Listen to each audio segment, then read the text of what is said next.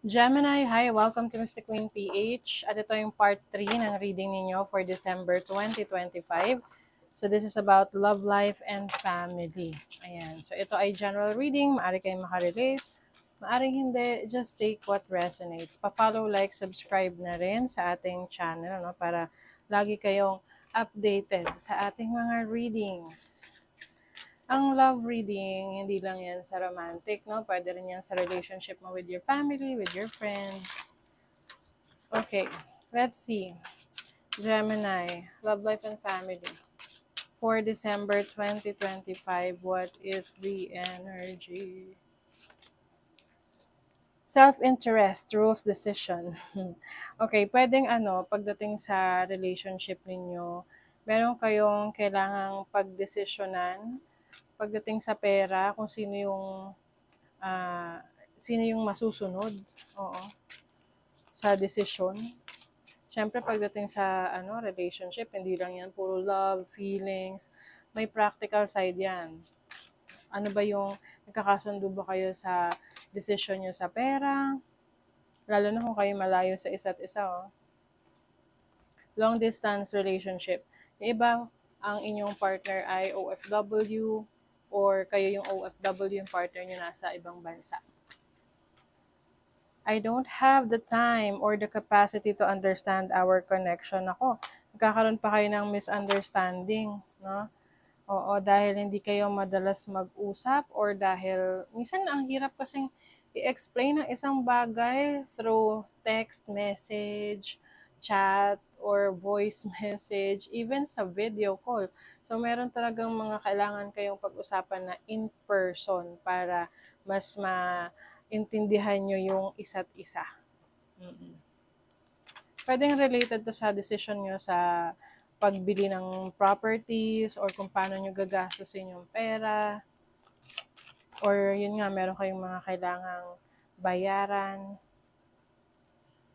Okay, let's see what else. Ten of Pentacles, meron ditong mana. Paano ba mana mamanahin?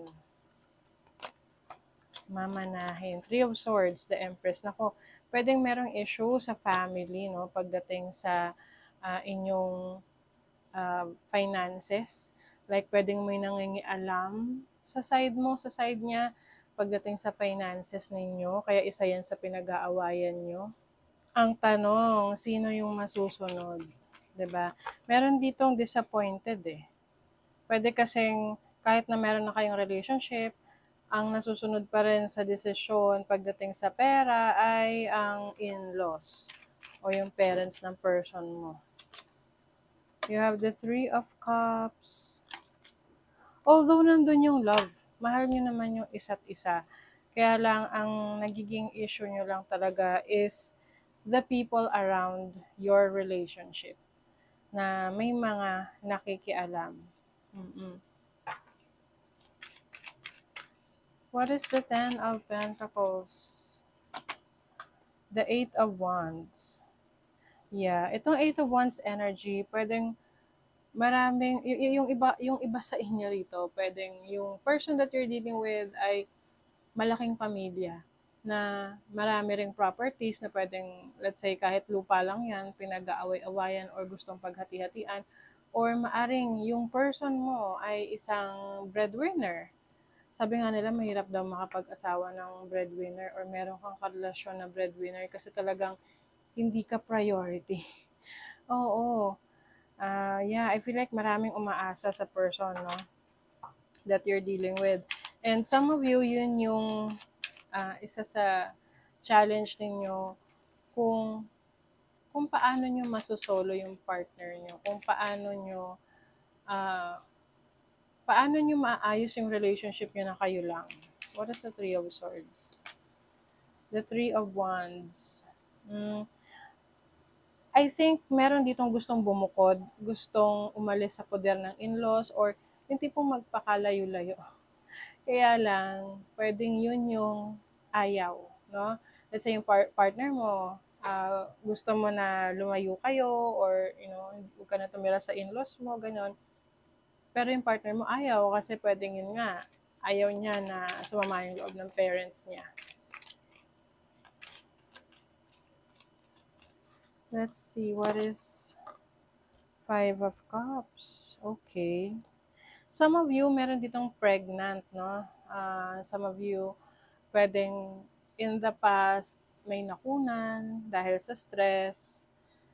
And you feel like parang, ano ba, magsistay pa ba ako sa relationship na to? Sino ba talaga yung pinakasalan mo? Sino ba talaga yung pinipili mo? Ganon. Tinatanong mo sa partner mo.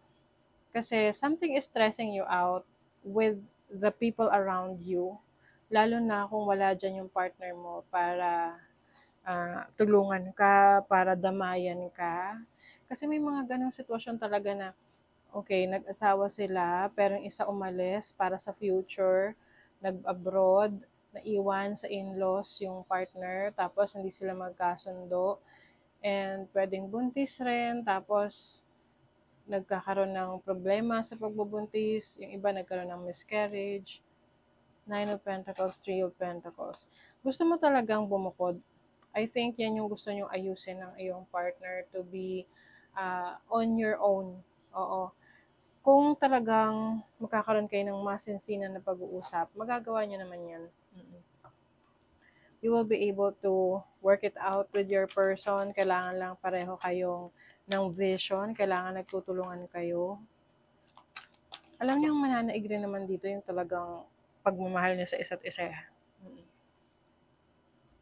And I think, kung maiintindihan lang ng partner mo yung situation mo, yung totoong sitwasyon mo, papayag naman siya sa mga gusto mong mangyari.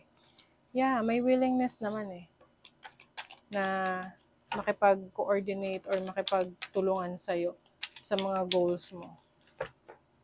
Kasi nandun na rin yung point na gusto mong humiwalay na in a way na not really humiwalay sa partner mo, but humiwalay doon sa poder na kung saan kanya pinatitira ngayon. Very specific yung reading na to. Parang pang ano talaga to, yung mga long distance relationship. So, maaring wala masyado makarelate dyan. Nervous. You make me nervous even just thinking about you. I get nervous. I'm not sure what to say or how to act around you. Pag may mga conversations kayo ng person mo, lagi siyang parang iniisip niya, ano kaya na naman ang issue? Ano naman kaya ang kailangang ayusin? Ano naman kaya ang problema? Ganon. Can't get my eyes of your figure and the way you move. Ooh! Meron ditong very attracted. No? Ito yung person mo attracted sa'yo physically.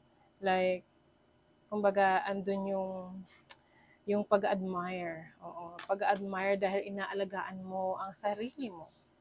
Will you listen? There's so many things I want to say to you, but will you hear me all the way out? Will you believe me? Okay. May mga bagay kasi na sinasabi ka sa kanya or sinasabi yung person mo sa'yo na hindi niya naiintindihan. So, napaka-importante sa relationship yung merong open communication, nagkakaintindihan kayo, at subukan yung makinig. Na hindi ini-interrupt yung bawat isa. Kasi ganun pag ini-interrupt natin yung partner natin, hindi tayo lalo magkakaintindihan, para magkakapatong-patong lang yung issue, yung problema. Hindi naman talaga, in the end, hindi naman talaga nasolusyonan. Diba? Tingnan natin. Ano pa? Look to your inner strength. So, importante na malakas, matatag ka sa relationship na to. You are stronger than you realize. Kasi andun yung love na tipong, oh yes, mahal mo yung person mo, kaya nga may mga times na nagtitiis ka, kahit may mga issue sa paligid mo, hindi mo nakakasundo yung in-laws mo, or even yung friends niya, or yung tipong may mga gusto ka na gawin, hindi mo magawa dahil maraming nakatingin sa'yo, maraming nakamatsyag sa'yo. But you are stronger than you realize. Kumbaga, kayang-kaya mo tong ma-overcome. Oo. Kailangan lang talaga rito support ng person mo. For as long as your person believes in you at hindi kayo nagkakaproblema, magiging matatag yung relationship nyo. And yun yung importante. Yun yung importante, you build a strong foundation sa relationship ninyo para hindi naman kayo maapektuhan kahit na ano pa yung issue around you, kahit meron pang mga taong nangingialam sa mga desisyon nyo sa buhay. Oo. Okay? So, that is your reading, Gemini. Thank you so much. See you again.